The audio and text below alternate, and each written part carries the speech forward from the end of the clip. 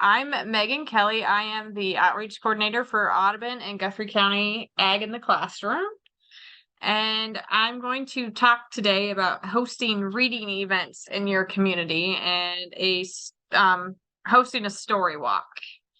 I've done one story walk, and then I have some different ideas to host a story walk with maybe out in your community. So that's what I'm going to talk about today. So I guess the first thing is, where do you want to start with your hosting your reading events? And so where I started, and I guess like even with my job, I started in 2020, so it was COVID, so I couldn't really do a whole lot. So I actually did a virtual story time with schools, but then obviously restrictions kind of lifted a little. Towards the end, I started in October. So towards summertime, I was able to do some story time at the library. And I just reached out to my local libraries, and, during the summer, they have a theme. Usually libraries kind of have like a reading theme. I'm not really sure what they call it, but they usually have a theme. And so you kind of just reach out to your libraries, or you work with schools if they have like a literacy event. Or you could even possibly host story walks at like local events. Sometimes I've seen it done at county fairs, maybe family fun days in the park. We do like a smaller form of I'm losing my words here, but farmer's market. And so if there's some area that there's gatherings of families with small children, I think a story walk would fit great for that. Just set it up because it's interactive with the kids and the parents. And even if the parents are kind of just like walking alongside, maybe they aren't paying attention the most, they're still going to get bits and pieces out of that while their kids are still participating in that activity. So it's still interacting with both parents and kids in that situation. But really, it's just pick your target. Are you wanting to hit libraries? Are you wanting to hit schools? Are you wanting to do more story walks? That's kind of where you want to start and decide. My suggestion is start small. You can always grow, but it's easier to grow versus be very overwhelmed in the beginning, because if you're overwhelmed and stressed out, I feel like they can easily see that as well. And if anybody has questions, or you have any questions about anything, just ask, because like I said, I don't know how much I have to say about it. So I am going to take any questions I can. So when I say pick a theme, I usually try to pick a theme. Sometimes there's different months, like June is dairy month. So a lot of times I've worked with the libraries and I've done books for dairy month, and then we'll go in and we'll read books about dairy. Sometimes we do the My Dairies Farm, and then we'll do another book or something about dairy cattle. And then we do like an activity. We've made ice cream in a bag, or we've done dairy crafts. So you can kind of pick a theme that way. Sometimes the libraries will have a theme for you. Just this fall, the library had reached out and wanted me to come for an after school program because they get out of school early. And they had specifically asked for the Many Hats of the Iowa Farmer lesson. And so I went in and we found a book that would correlate with that. And then we just did the lesson to fit it into kids of all ages, because you don't just have one specific age when you do story. I feel like when you do reading events, you don't just have preschoolers or kindergartners. You usually have, if it's school age kids, it's usually like kindergartners through 4th grade, or you have, maybe if you're doing it at a certain time, you might just have like a preschool group or something, but a lot of times it's a wide variety of ages that you're trying to tailor the activity to. And sometimes that's nice too, because the older kids can help the younger kids too in your activity. And like in this picture here, that was last summer, we did corn paint at the library. So we read My Family's Corn Farm, and we did corn paint at the library, which was a really big hit with the kids too. So you can keep it pretty simple, or you can get as elaborate as you want. Just kind of depends on what you feel comfortable doing and maybe what the library wants as well too, because sometimes they have specific things they're looking for. Megan, so you mentioned that, like, with these reading events, you could have, kindergartners up to fourth grade, because so it's a wide range. What are some things that you do to differentiate to meet the needs of like a fourth grader when you also have a kindergartner at an activity? So I'm kind of like thinking about the one that you had here. Like, I see an older kid, how do you balance that? Like with this one, he was there. He did make corn paint too. Like he participated in too, but then he did help like the younger kids, like get their paint stirred up and help them, kind of help pass out the plates there we did plates to put the paint on so it wasn't making a big mess. And so a lot of times if you have the bigger kids, they're more than willing to older kids to help out, or like with the many hats of the Iowa farmer, they're willing to partner with a younger student, a younger kid too, to help out, like read the cards or read clues or those things. So, and the younger kids actually really like that as well too. They love it when the older kids can help them. So those are a couple ways that you can get the kids to help each other, and that way it can kind of work out for both, all ages. Same thing with the story walk, because I did the Hiccup the Wonder Pig for the story walk, and with that, the younger kids really liked it. The older kids were not so much into the activity, but they were able to help read the pages to the kids, so I didn't have to read every single page, and explain to them what what action was that they were supposed to do. So it helps. And then it kind of helps the older kids, they're reading it and comprehending what they're reading as well too.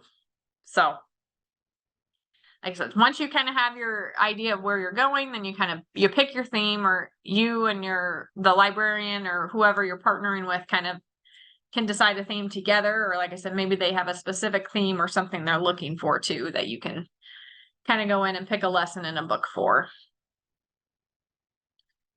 And if you really can't find anything, the easiest way is, and I've found too, and I've seen a lot of other people use ask other ag in the classroom coordinators on Facebook. I've seen lots of questions, people asking, do you have a book that matches this? Or do you have anything that would go with this? And it's a great way to get other suggestions from people too.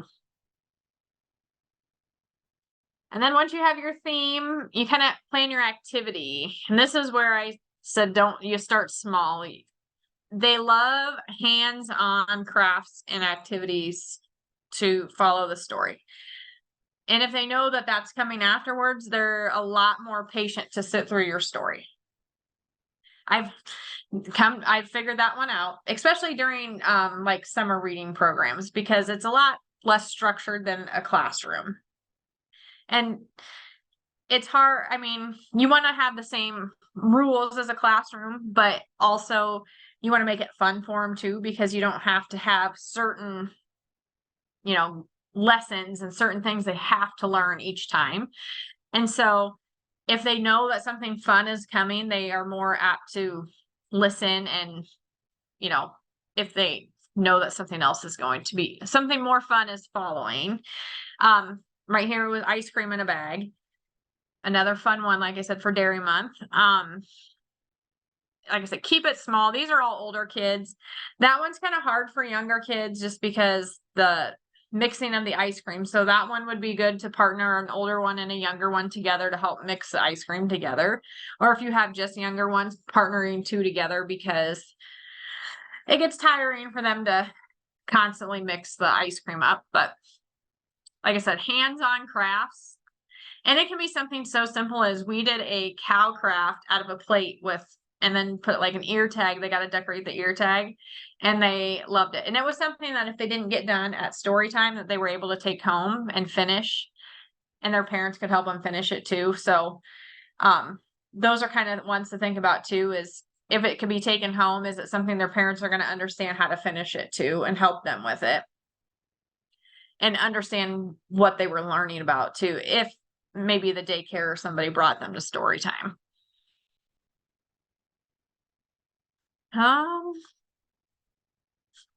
And then I just said too, like with future contacting, make sure like any takeaways, anything that you send home with the kids, like make sure you just label it with your information, your contact information, your email address, your organization of who you are, like maybe a little bit of what you were talking about, what book you read, just so in case parents weren't there, they know what their child was learning about that day.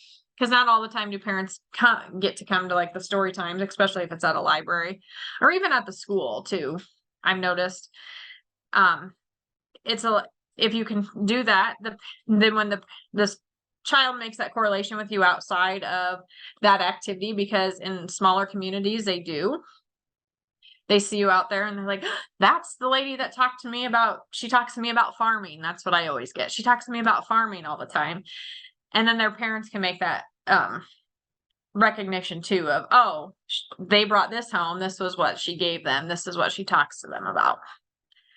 So those are just kind of some ideas. I've been thinking of trying to incorporate a story walk, maybe some different ways. I do know at a library over in Shelby County, which is just because we partner with the school. Our school is shared through Shelby County there with Audubon County. They have a story walk in their public park, and they change the story out every so often. So that was something to maybe I kind of wanted to look into. I thought that might be something kind of fun if we could do that maybe in one of our parks or maybe even at the campground in Audubon County, changing the story out. And it wouldn't always have to be an ag story if you could partner with other people, but maybe get one of your ag stories down there every once in a while. That might tie into the campgrounds or maybe something going on, like if it's dairy month or something like that. So that was kind of another idea I had for a story walk. I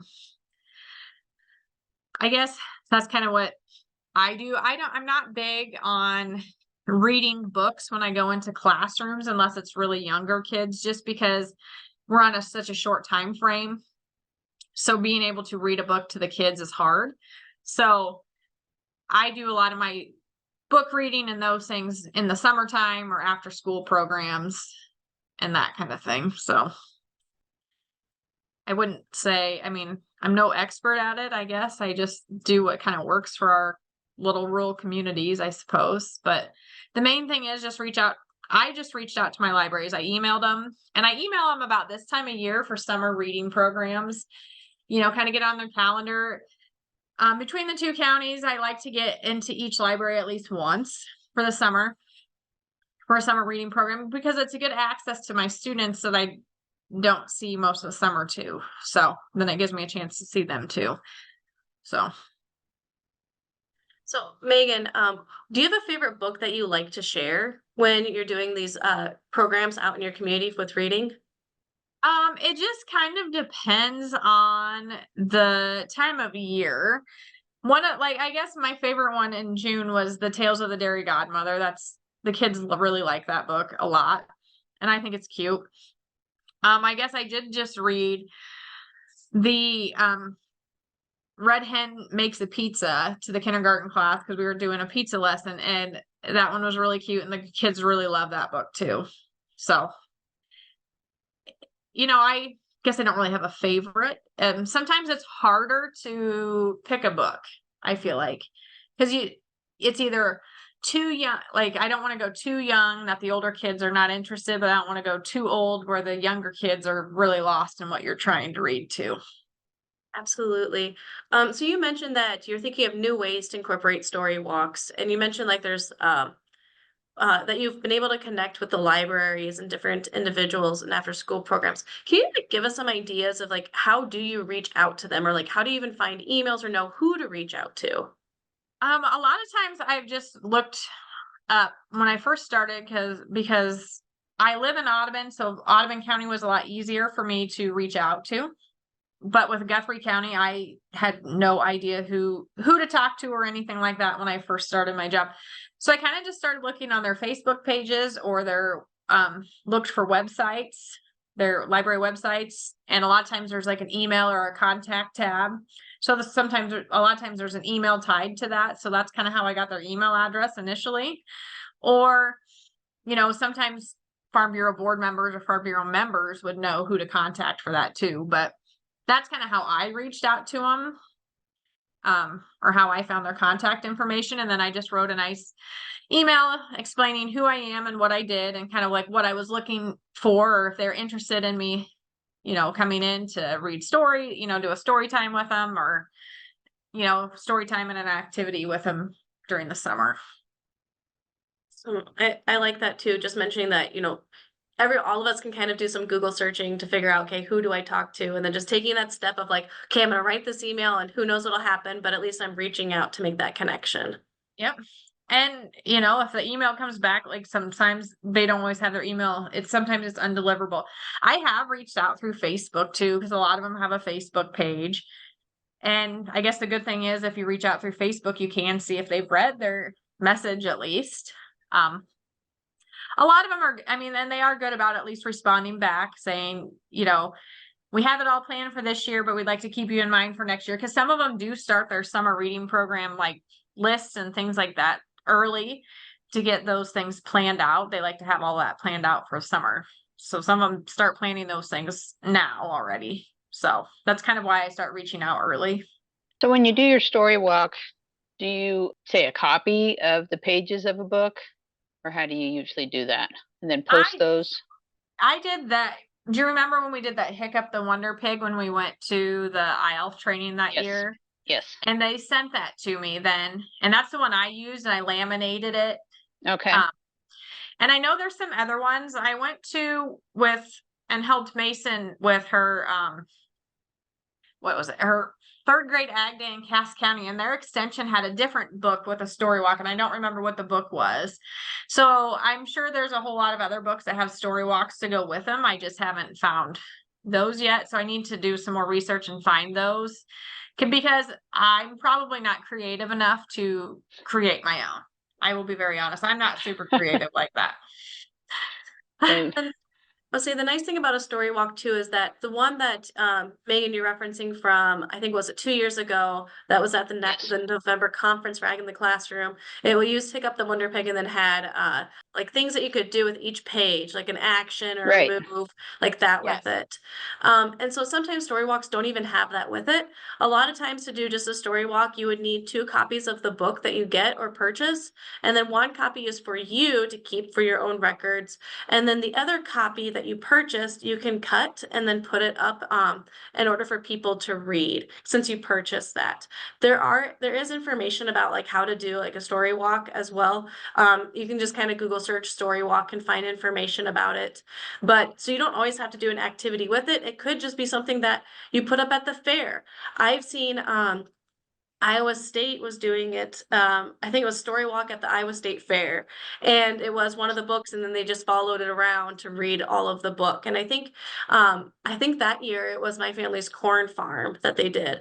So that's an option too. So if you're looking of something to do at like your county fair, just as something that pretty simple that you want to encourage people to read a book, that's another way you could do it too. Then you just post it or put it up on whatever you have available.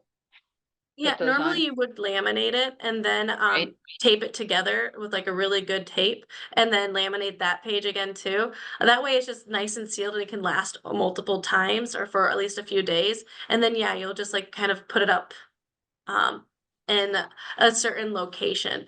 Another great time I think to use story walks could even be like an open house. Like maybe you could work with a school and be like, hey, I have this story. I would love to put it up here. Can I put it in the hallway and do like that and work with the school's library to do it in the school itself? Okay. Yeah. And I think too, like if you could do it at your county fair, like you could almost make it into some kind of like a little scavenger hunt too. Like just kind of make it into something fun for them. And, maybe at the end you have like a little QR code they scan and they have to answer some questions about the book. And then they can be entered in to win maybe a copy of the book or something like that, just to have them, something Good fun. idea. And then something with that too, that I've noticed that some have started doing for story walks is putting on each page, like where it began. So that way, if someone sees a page, but they're like in the middle of the story, they know where to go to begin the story so they can get the whole Uh-huh. thing. Thank you so much, Megan, for sharing your expertise with us today. And it was great to hear from you. Yeah, Thank you, well, Megan. yeah. Anytime you have any questions, let me know.